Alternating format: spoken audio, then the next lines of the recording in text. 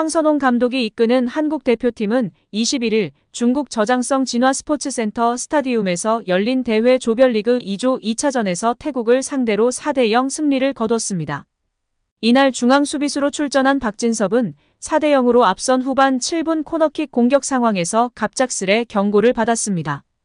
코너킥을 미루면서 고의로 경기를 지연시켰다는 이유인데요.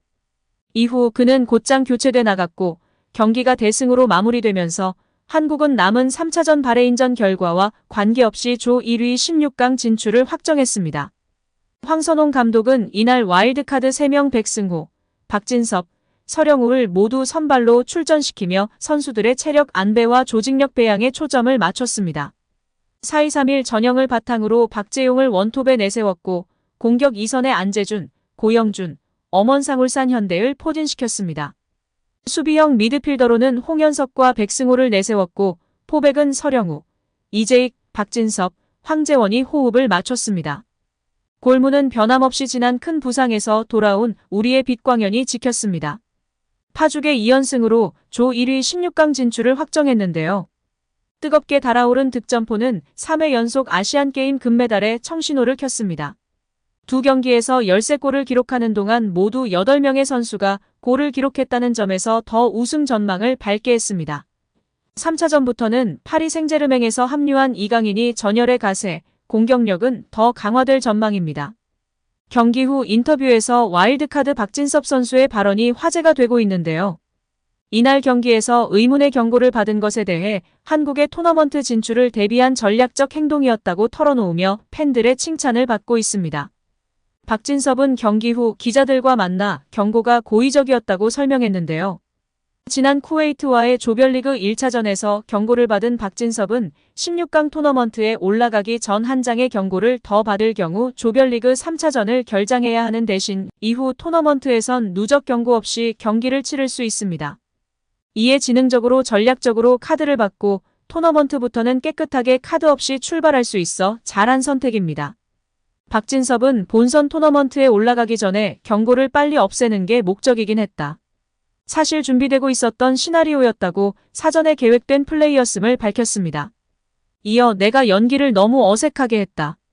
밖에서 너무 무섭다고 했는데 내가 코너킥 키커로 선계한 6년 만이다. 너무 어색했다면서 벤치에 있던 선수들마다 형 왜 이렇게 연기를 못하냐고 한마디씩 했다. 관중석에서 본 이강인도 연기 너무 못한다. 연기 연습 좀 해야겠다고 했다고 덧붙였습니다. 아예 주심이 카드를 꺼내지 않을까봐 걱정했다고 털어놨는데요. 박진섭은 이걸 차야 하나 말아야 하나 생각했다. 원래 K리그 같으면 바로 경고를 주는 장면인데 오늘 심판은 경고를 또 너무 안 줬다고 K리그와 달리 관대한 심판 성향 때문에 카드를 받지 못할 뻔했다고 말했습니다. 다만 카드 세탁은 보는 이에 따라 논란이 될 수도 있는 장면인데요. 과거 스페인 레알 마드리드에서 활약하던 세르히오 라모스가 챔피언스리그에서 카드 세탁을 일삼아 논란이 된 바 있습니다. 하지만 박진섭은 이 모든 게 팀을 위한 행동이었다고 해명했습니다.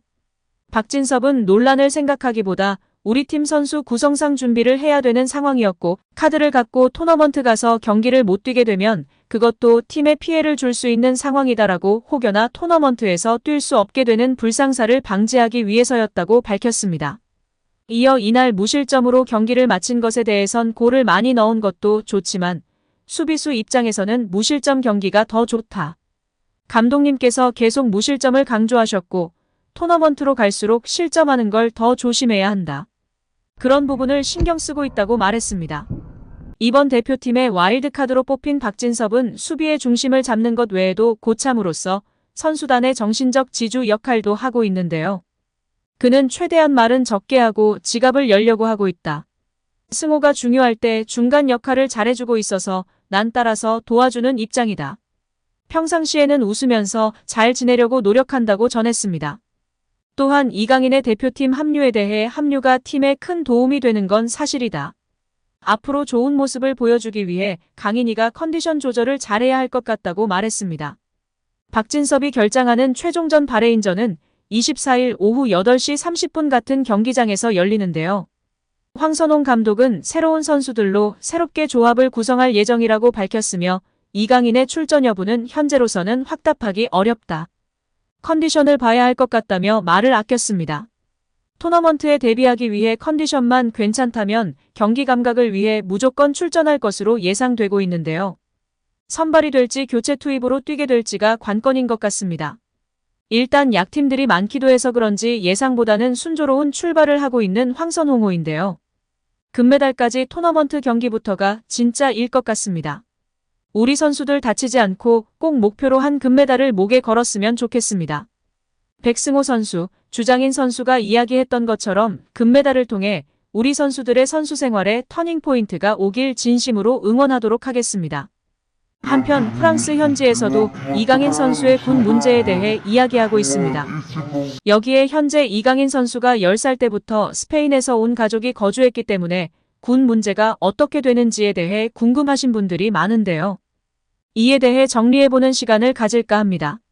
가장 먼저 이강인 선수의 학력으로 인해 군 면제를 받는 것은 해당 사항이 없는 상황입니다.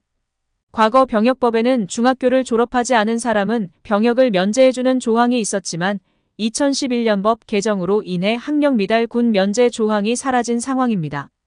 게다가 이강인 선수는 스페인에서 중학교를 졸업했기 때문에 아예 해당 사항이 아닙니다. 다음은 영주권인데요. 이강인 선수는 10살 때부터 온 가족이 스페인에서 거주하였기 때문에 영주권이 있습니다.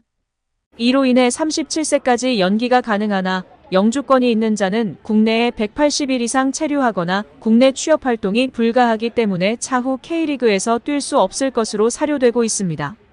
많은 분들이 어린 시절부터 스페인에서 거주하였기 때문에 이강인 선수가 군면제 대상자가 아닌가 하는 이야기를 하는 분들이 계신데요.